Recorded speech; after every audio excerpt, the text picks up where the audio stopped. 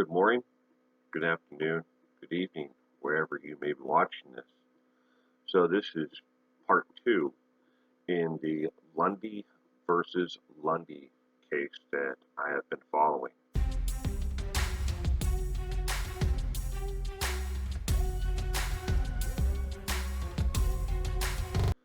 So it has come out. The last part of it's been released to the media. The last part of Amara Lundy's confession, pages 6, 7, 8, and 9 of the confession have been released. And there are a couple bombshells within the actual uh, rest of her confession to police that she gave on the 12th to detectives who were investigating the case and the disappearance of her mother. I'm going to read a small segment from the Olympia newspaper here to you, and then we'll get into some discussion about it. And I will link here at the top the original video so you can go back and watch it if you're not familiar with this case.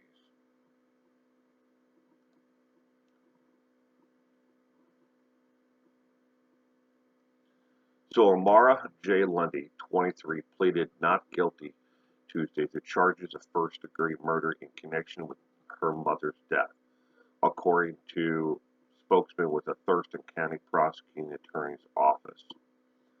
Lundy is accused of strangling and dismembering her mother and leaving her body parts in dumpsters and trash cans around the northwest Olympia area.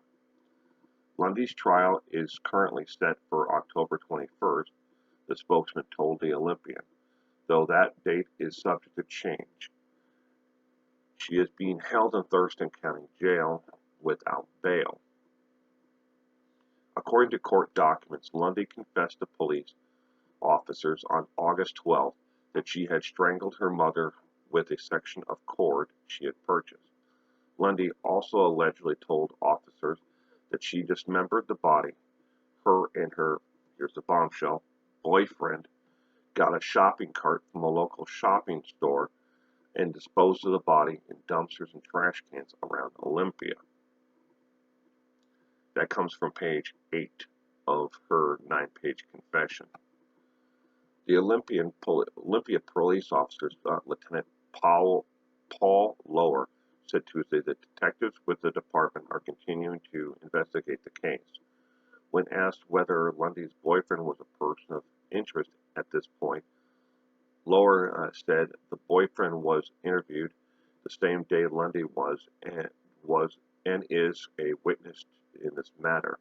I don't know that we're at a point to call him a person of interest in this case, Lower said, but of course everything that happened in this incident is being scrutinized and double-checked. We are attempting to confirm information, which is what we do with any case.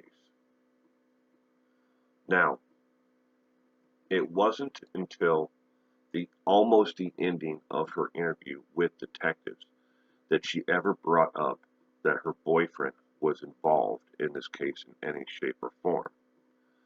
The following is I cannot confirm, but someone who is close to her boyfriend, I do believe he is a relative, said that he went with her after she acquired the shopping cart herself and that she was disposing of her mother's property around town. The shopping cart was filled full of food and other items inside the cart, and everything was wrapped in either plastic or it was in paper bags. And he did not know that she was disposing of her mother, which was chopped up in tiny pieces inside of plastic bags. He just thought she was getting rid of all of her mother's belongings. So that is an unconfirmed statement by someone who I believe is related to her boyfriend. And it's interesting that she never brought up her boyfriend at any point during the interview or before or after her actual confession, and didn't bring him up until the absolute last part of her confession and said, oh yeah, by the way, my boyfriend was involved and we did it with a shopping cart. So Is she telling the truth about that? I don't know. Now, as for the case possibly being delayed any further, there are several motions that must be heard before the court date of October 21st can actually start. The first thing is her attorneys are asking to have her evaluated mentally and to have an IQ test done on her to make sure that she is of the IQ level, to make sure that they, if she is to, the Washington State is to seek the death penalty, that a death penalty case could be carried out. They cannot, underneath federal law, carry out a death penalty against an individual that is mentally deficient to a point where they cannot and could not have understood what they had done. So her attorneys are asking that she both have a mental evaluation to make sure she is of sound mind and that she is of mental capacity to to have known that what she was doing was wrong.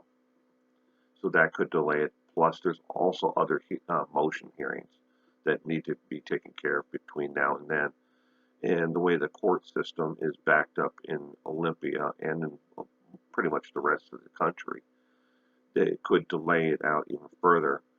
A more realistic time for the court case to start would be the ending or beginning of 2020 instead of October. But October 21st is the date that they have on the calendar right now.